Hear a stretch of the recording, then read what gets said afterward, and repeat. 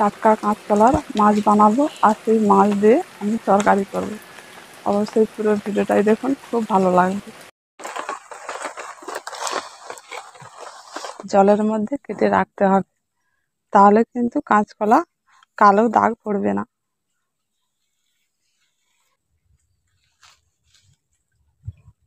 কাঁচকলা হাফটাকে দুভাগ করে কেটে নিয়েছি।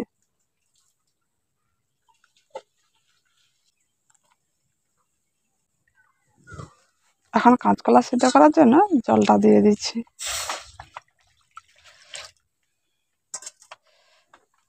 ওই জলের মধ্যে অল্প করে হলুদ গুঁড়ো আর লবণটা দিয়ে দিচ্ছি। ওর মধ্যে কাঁচকলাগুলোকে ভালো করে ধুয়ে দিয়ে দিচ্ছি।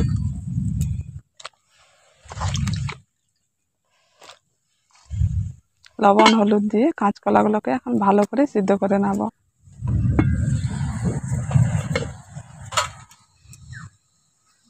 এখন কাঁচকলাটা খুব সুন্দর সিদ্ধ হয়ে গেছে, এবার নামিয়ে নিচ্ছি।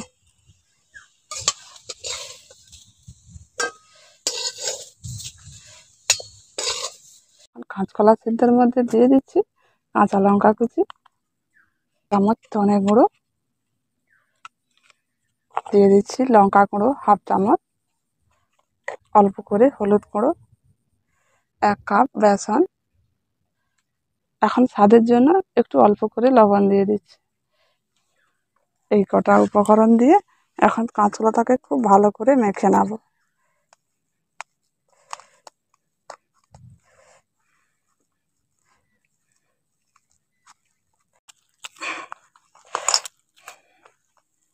এখন কাঁচকলাটাকে খুব ভালো করে মেখে নিয়েছি, এবার মাছগুলো তৈরি করে নেব। অল্প করে কেটে নিয়ে এইভাবে করে হাত দিয়ে গোল করে নিচ্ছি। এটাকে এইভাবে করে একটু চ্যাপ্টা করে নিতে হবে।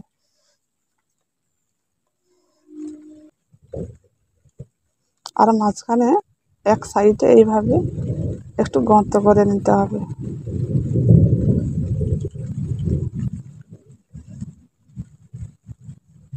এই দেখুন, পুরো মাছের পিসের মতো হয়ে গেছে। সবগুলো এইভাবে করে করে নেব।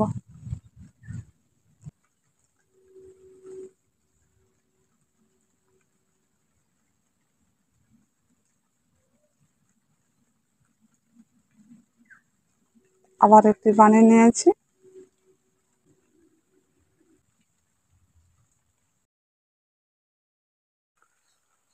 এখন সব মাছগুলো তৈরি হয়ে গেল, এবার মাছগুলোকে ভেজে নেব। এখন কড়াটা গরম হয়ে গেছে, সরষের তেলটা দিয়ে দিচ্ছি।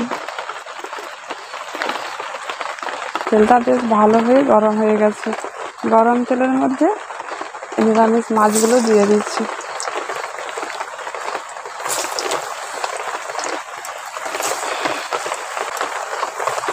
এখন মাছগুলোকে উলট পালট করে একটু লালচে করে ভেজে নিয়েছি, এবার তুলে নিচ্ছি।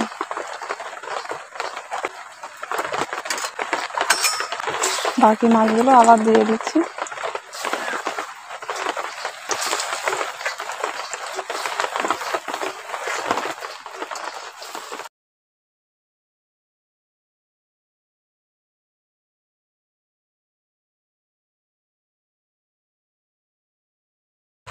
এখন সব নিরামিষ মাছগুলো ভালো করে ভেজে নিয়েছি। দেখুন, দেখতে কিন্তু পুরো মাছের মতো লাগছে, আর দেখে মনে হচ্ছে পুরো মাছ। এখন মাছটাকে রান্না করে নেব।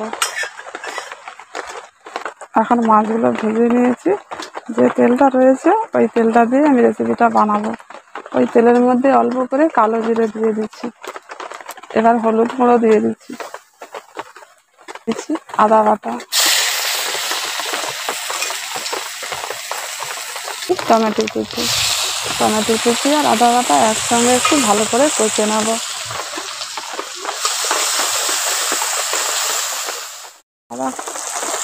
এখন আদা বাটা আর টমেটো কুচিটাকে একটু কষে নিয়েছি, এবার ওর সঙ্গে দিয়ে দিচ্ছি হাফ চামচ ধনে গুঁড়ো, ঝালের জন্য লঙ্কা গুঁড়ো হাফ চামচ দিয়ে দিচ্ছি, লবণটা দিয়ে দিচ্ছি, দিয়ে একটু ভালো করে মিশিয়ে কষে নিচ্ছি। অল্প একটু জল দিচ্ছি।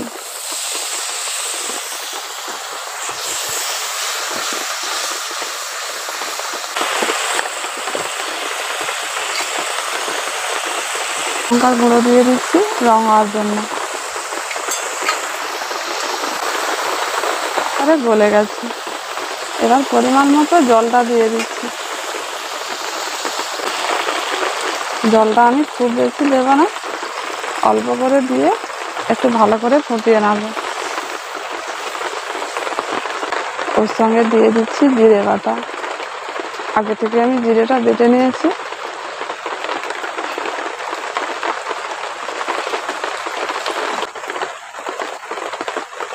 এখন ঝোলটাকে একটু ফুটিয়ে নিয়েছি, এবার মাছগুলো দিয়ে দিচ্ছি।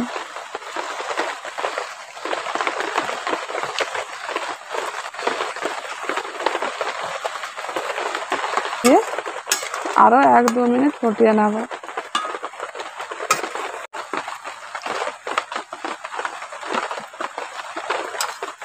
এখন নিরামিষ মাছের রেসিপিটা সম্পূর্ণভাবে আমার তৈরি হয়ে গেছে। এবার নামিয়ে নিচ্ছি।